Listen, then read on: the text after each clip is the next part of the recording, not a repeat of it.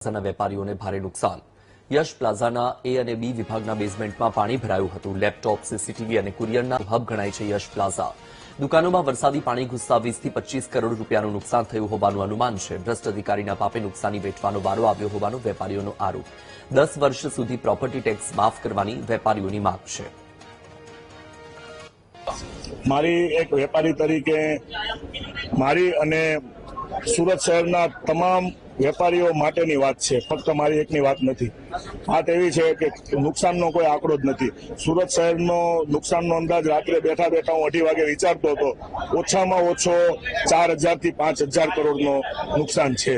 તો મારી તંત્રને એક જ રિક્વેસ્ટ છે, સુરત મ્યુનિસિપલ કોર્પોરેશન જે બી દુકાનોની અંદર ફ્લડ પાણી આવેલા છે અથવા જે ઘરની અંદર સોસાયટીઓમાં પાણી આવેલા છે એમનો પ્રોપર્ટી ટેક્સ આવતા 10 વર્ષ માટે સંપૂર્ણ માફ કરવામાં આવે અને નાના મોટા દરેક વેપારીઓનો વ્યવસાય વેરો ફરજિયાત 10 વર્ષ માટે માફ કરવામાં આવે અને જે કોઈ બી માલજાલનું નુકસાન થયું છે એમનું યોગ્ય વળતર ખૂબ ઝડપથી આપવામાં આવે.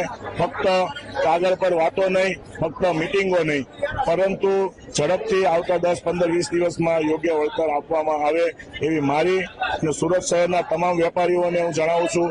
તમે લોકો પણ આવી માંગણી કરો.